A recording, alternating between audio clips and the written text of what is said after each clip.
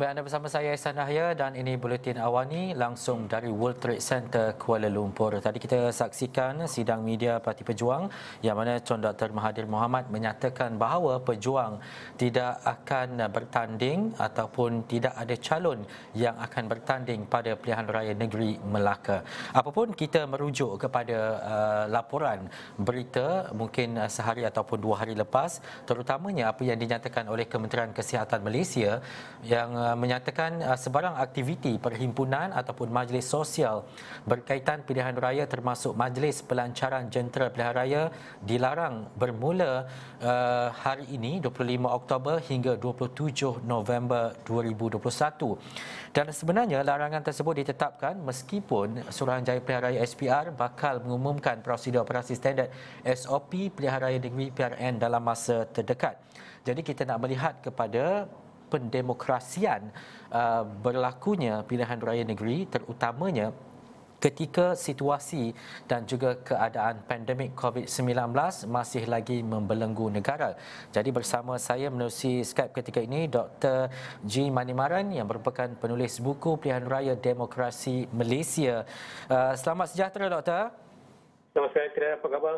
Baik, terima kasih Doktor. Pertama sekali, kita tahu pilihan raya negeri Melaka telah pun ditetapkan tarikhnya, tetapi mungkin corak dan juga perjalanannya berbeza untuk kali ini. Apabila kita berdepan dengan situasi pandemik COVID-19, ada SOP yang perlu dipatuhi dan sebagainya. Bagaimana Doktor melihat kepada perjalanan itu nanti? Saya melihat ini satu boleh lihat sebagai satu norma baru dalam norma baru ataupun pendekatan baru, corak baru dalam kita berhadapan dengan pilihan raya. Sama ada pilihan raya kecil ataupun pilihan raya negeri ataupun pilihan raya umum yang akan datang. Kita akan menyaksikan beberapa pilihan raya yang akan datang. Tapi secara keseluruhan kita melihat bahawa apapun keadaan berlaku krisis kesihatan yang berlaku pada masa sekarang, saya melihat bahawa kita perlu ada satu amalan usaha ke arah memperkukuhkan ataupun tidak mengetepikan semangat dan prinsip demokrasi. Ya, pilihan raya adalah sebahagian daripada komponen dalam amalan demokrasi.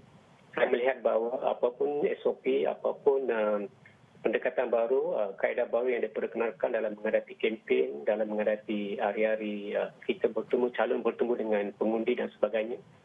Prinsip demokrasi itu sangat perlu ditekankan. Kita tidak boleh lari daripada itu. Kalau tidak, kita akan lihat wujud satu kecacatan ataupun kekurangan, kelemahan dalam memperkukuhkan amalan demokrasi.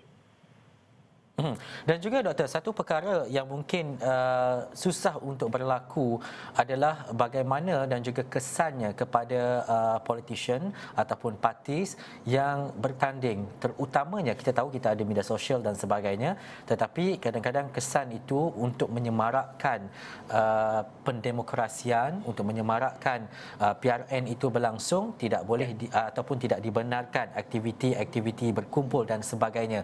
Bagaimana perkara ini memberi kesan langsung kepada parti yang bertanding nanti, Doktor? Ya, bagi saya setuju dengan pandangan yang disebutkan oleh Tuan tadi, bahawa dalam menghadapi satu-satu perkara, dalam kita pada hari ini, kes pada hari ini ialah tentang pilihan raya. Walaupun kita ada teknologi baru, inovasi baru dalam kita mengetengahkan berkomunikasi dengan sesiapa pun, saya melihat bahawa kita kena melihat kepada kepelbagaian platform yang kita kena mempelbagaikan. Kita tidak boleh kata oleh kerana kita ada ledakan teknologi baru, ICT, kita perlu mengetepikan kaedah-kaedah tradisi. Sebab tu saya rasa kebanyakan parti politik, terutama parti-parti politik yang baru wujud ataupun calon-calon yang bebas akan bertanding, saya rasa kali ini pun ramai calon bebas akan cuba nasib mereka. Walaupun sebelumnya kita pernah melihat dalam pilihan raya lepas, banyak calon bebas melihat menaruhkan mereka pada dalam kehilangan persaingan. Tapi saya melihat bahawa parti satu komponen, satu pemahaman taruh yang akan rasa terkesan dalam berhadapan dengan impak dengan keputusan baru yang diumumkan oleh Kementerian Kesihatan 2 hari lepas ialah parti politik itu sendiri. Bermaksud mereka tidak boleh dia ada platform yang berkesan, platform yang menyeluruh holistik untuk mereka berhadapan untuk menemui. Kita walaupun ada teknologi baru, kita rasa di negara kita, kita masih bergantung kepada teknologi tradisi. Teknologi tradisi dalam pilihan raya itu calon bertemu dengan rakyat, bertemu dengan pengundi, bertemu dengan bakal pemilih ini yang akan menentukan nasib mereka. Sebab itu saya rasa kerajaan perlu mengkaji balik, kalau boleh, kalau mereka kena kaji balik, memberikan kelonggaran. Kita tidak boleh memperkenalkan satu pendekatan secara total. Larangan total dalam melarang calon parti daripada mengadakan aktiviti. Kita perlu ada, sebab apa? Dalam norma baru kita di mana COVID akan jadi endemik dalam kehidupan kita, ekosistem dia akan jadi sebahagian daripada ekosistem kehidupan kita. Kita kena melihat ke jauh. Kita tidak boleh kerana ada satu masalah kecil kita menghalang keseluruhan kebebasan. Inilah kebebasan yang diberikan dalam Perlembagaan Undang-Undang Negara, Perlembagaan Persekutuan, Perlembagaan Negeri, bahawa calon ada kebebasan untuk bersuara itu menemui calon wakil pengundi mereka, pemilih mereka di kawasan mereka. Sebab itu saya melihat kerajaan perlu ketatkan SOP berbanding dengan apa yang berlaku di Sabah tahun lepas dan juga di Chini. Di Chini kita telah mempunyai satu SOP yang baik, begitu juga di Slim. So kita boleh gunakan cara itu dan kita masih boleh membenarkan perhimpunan awam, aktiviti-aktiviti tertentu dalam skala yang kecil. Kalau kita boleh membenarkan orang ramai bermakan atau pemakan berada di restoran, supermarket dan contohnya, ataupun di hotel di mana 50% kebenaran dibenarkan dalam kapasiti 50%, kita boleh gunakan pendekatan yang sama dalam pilihan raya, di mana pilihan raya negeri akan datang di Melaka, mungkin selepas ini Sarawak. Kita boleh gunakan pendekatan itu bahawa kita bagi tegas tapi longgar. Tegas dan longgar bermaksud kita gunakan SOP. Siapa yang melanggar SOP, kita akan ambil tindakan. Jangan sampai kita mengekas kebebasan untuk mereka berkempen. Boleh dibenarkan untuk pergi rumah ke rumah, contohnya. Dalam kumpulan kecil, bukan kumpulan besar. Dan mereka kena ikut SOP. Kalau mereka gagal, kita ambil tindakan. Itu yang kita kata, kita perlu memberi kebebasan, tetapi kebebasan itu perlu digunakan baik oleh parti-parti, ejen dan calon dan mereka yang berkempen. Dan juga doktor, pergerakan ataupun pertemuan yang terhad ini mungkinkah akan merubah kepada corak pemilihan dan juga corak pengundian rakyat ataupun masyarakat di Melaka berbanding dengan pilihan raya sebelum ini? Doktor melihat ia bagaimana? Ya, saya rasa dia akan memberi kesan impak yang besar. Ada yang saya pun dengar mereka rasa mereka dah rasa bosan untuk keluar mengundi. Mungkin mereka tak kenal siapa calon mereka. Mungkin mereka akan memilih calon yang mereka tak kenal. Tak ramai orang gunakan social media untuk melihat calon mereka. So, mungkin kita ada poster, tapi mereka bertemu bila wakil rakyat atau bakal calon atau calon itu datang bertemu dengan pemilih, bertemu dengan masyarakat, itu akan memberi satu human communication dipanggil. Kemanusiaan, komunikasi kemanusiaan, human communication, touch. Pertemuan itu akan mewujudkan satu touch kepada pemilih untuk menentukan, ini saya ni calon. Ini bakal calon. Itu akan memberi impak. Saya setuju. Itu akan memberi, boleh jaga satu, mengurangkan apa dipanggil peratus keluar mengundi, atau saja menyebabkan mereka tak memilih calon yang betul, calon yang sesuai mengikut kepala mereka. Sebab kempen itu ialah bertujuan untuk mengetengahkan pendirian apa yang mereka boleh buat, iaitu dipanggil sebagai manifesto, sama ada kecil atau besar manifesto. Mereka kalau menyatakan ini dasar, ini pendirian saya, ini pendirian parti, ini pendirian calon ini.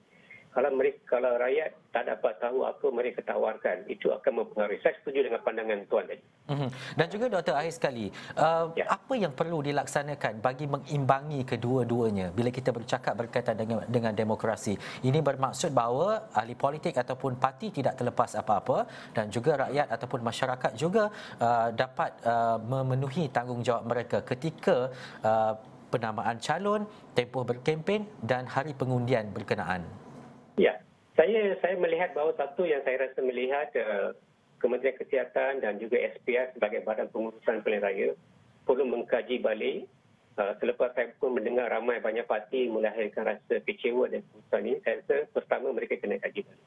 Kemudian kena mengimbangkan SPR sebagai badan pemilih. Walaupun pandangan itu datang daripada Kementerian Kesihatan sebagai otoriti, agensi yang berotoriti, tetapi SPR sebagai badan pengurusan pilihan SPR. SPR kena menentukan apakah SOP yang paling sesuai. Dalam ini mereka SPR perlu mengadakan engagement dengan semua parti-parti politik. Dalam beberapa episod sebelum ini kita SPR, masa kita pernah dengar SPR pernah mengadakan taklimat perbincangan dengan parti-parti politik. Contohnya masa dakwah hitam, dakwah kekal diperkenalkan. Mereka mengadakan engagement. Begitu juga untuk beberapa keputusan sebelum itu. Ya. Bermaksud dalam memperkenalkan SOP, gunakan Pilihan Raya Melaka ini sebagai satu batu loncatan, satu pertemuan, satu insiden penting, satu krisis penting, satu pengalaman penting. Mereka kena bertemu dengan semua parti-parti politik dan memperkenalkan dan datang, SPR kena datang dengan satu SOP yang diterima semua. Yang terima semua bermaksud yang saya katakan tadi, kita perlu ada satu SOP diterima semua di mana dia akan dia akan memelihara, menyuburkan ataupun memelihara alamat demokrasi, kebebasan bersuara.